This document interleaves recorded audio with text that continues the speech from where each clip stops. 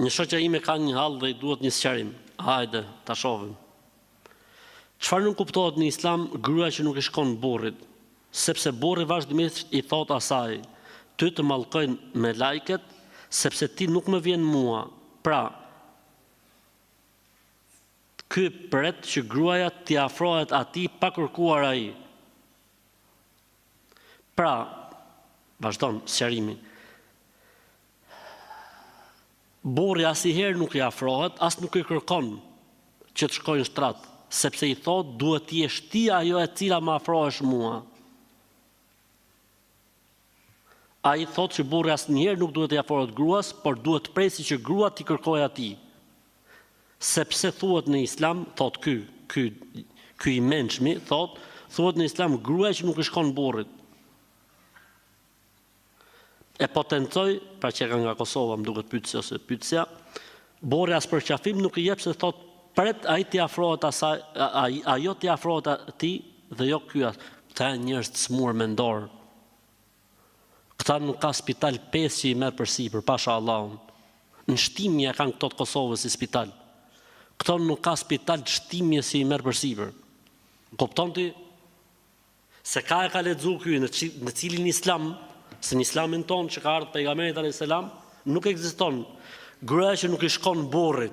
Gruaja që nuk i shkon burrit masi e fton burri.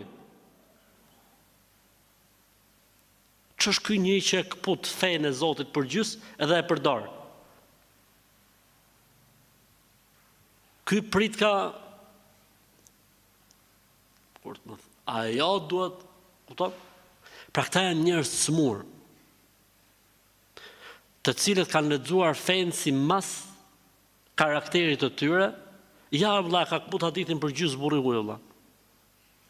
Gruaja që nuk i shkon burrit e mallkojnë me lajket. Ku e ke këtë në Islam? Pra këta janë të smur, njerëz me shumë probleme të mëdha, skizofrenie, çmendurie, e ku dëgjon etj. Edhe ta interpreton vëllai fen, thosh që ky është në të vërtetën.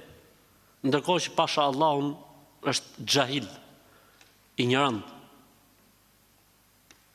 Minimale që duhet bënte ky person do ishte të pyeste, ora cili është gjykimi në Islam?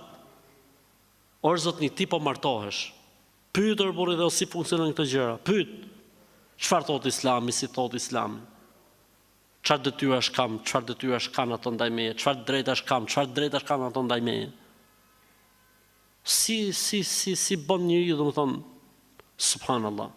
Nuk ka gjë më të keqe se sa përdorimi i fesë nga njerëz që kanë karaktere dhe probleme mendore. Nuk ka gjë më të rëndë dhe më të keqe.